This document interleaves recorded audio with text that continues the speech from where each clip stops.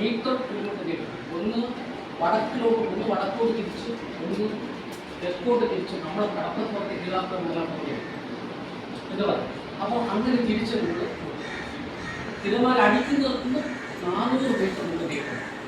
എന്താണെന്ന് ചോദിച്ചു. അവർക്ക് ഇതിനെക്കുറിച്ച് പറഞ്ഞാൽ ഇവിടെ ചിത്രത്തിനല്ല ഒരു വിദേശ മേഖലയിലുണ്ടാവും.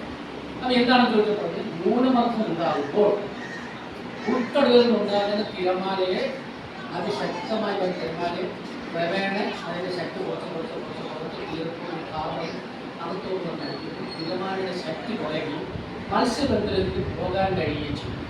അപ്പോൾ ഞാൻ പറഞ്ഞ് കരിമീൻ ഉപയോഗിക്കാൻ പാടില്ല. ടെട്രാ കോഡ് തന്നെ ഉപയോഗിച്ചിട്ട് മുന്നോട്ട് കൊണ്ടുപോകാം.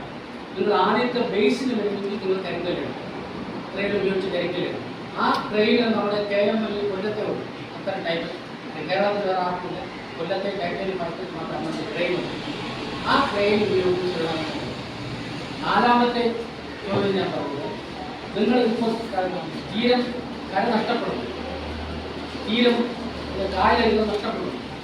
സീ വാള് കംപ്ലീറ്റ് കായലിരിക്കുന്ന വീടുകൾ മുഴുവൻ വീഴ്ചയാണ്.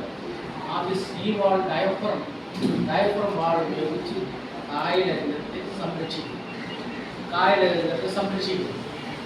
അപ്പോൾ എന്താ ചോദിക്കുക? അപ്പോൾ മണ്ണ് ഇടിച്ച് വീഴാറില്ല. ഡയഫ്രം എന്ന് പറയുന്നത് സമൂഹത്തെ ഡയഫ്രമാണ് കിട്ടും. ഇപ്പോൾ ഒരു പരിധി വരെ വിജയിച്ചു. അത് പൊളിഞ്ഞിട്ടില്ല, ഡയഫ്രം അത് പൊളിഞ്ഞിട്ടില്ല. അപ്പോൾ അതുപോലെ ഡയഫ്രം ആളുകൾ ഉപയോഗിച്ച് നിങ്ങൾ ഈ ശാസ്ത്രീയമായ രീതിയിൽ ഈ രീതിയിൽ തീരത്ത് കായലരംഗത്തുള്ളത് കായലരംഗത്തുള്ള മത്സ്യത്തൊഴിലാളികളാണ്. അപ്പുറത്തുള്ള കായത്തൊഴിലാളികൾ നമ്മുടെ ആളുകൾ എല്ലാവരും ഉണ്ട്. എല്ലാ സമുദായത്തിലുള്ള ആളുകളാണ്